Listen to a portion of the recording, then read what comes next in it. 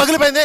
కొత్త డైరెక్టర్ అయ్యి ఉండి ఈ రేంజ్ సినిమా తీయడం, అది కూడా ఇంత తక్కువ బడ్జెట్లో ఇంత మంచిగా అంటే నిజంగా నాకైతే మాత్రం మర్చిపోయింది. 2.5 గంటలు కూడా సినిమాలో ఏం జరుగుతుంది, అసలు ఎక్కడ ఏంది, ఎవరు బాగా క్లైమాక్స్ వరకు కూడా ట్విస్ట్ అయితే మెయింటైన్ చేశారు.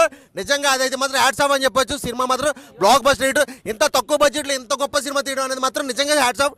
డైరెక్టర్ గారు అండ్ హీరో కూడా ఒక ఆయన చేయడం అనేది కూడా ఇంకా చాలా కష్టం. ఎందుకంటే డైరెక్షన్ చేస్తూ సినిమాలో హీరోగా చేస్తూ అంటే నిజంగా చాలా హ్యాట్స్ ఆఫ్. సినిమా మాత్రం బ్లాక్ బస్టర్ సూపర్ హిట్. అసలు హీరోగా డైరెక్షన్ అసలు ఏ అన్నా అసలు మామూలుగా లేదు. సినిమా మాత్రం బ్లాక్ బస్టర్ హిట్ కూడా.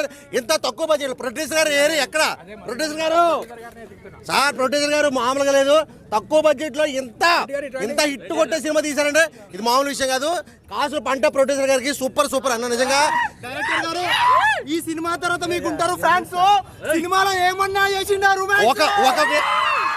ఒక విశ్వక్సేన్ తర్వాత అంత గొప్ప డైరెక్టర్ కమ్ హీరోని నేను మా ప్రవీణ్ గారిని చూస్తున్నా.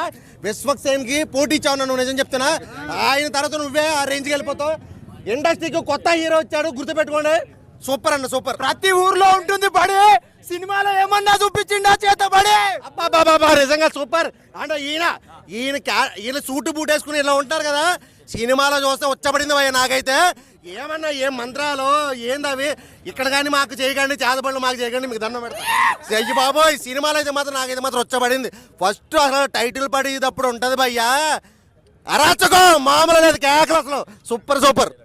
మా ఇంట్లో ఉంది తులసి చెట్టు. ఈ సినిమా సూపర్ హిట్.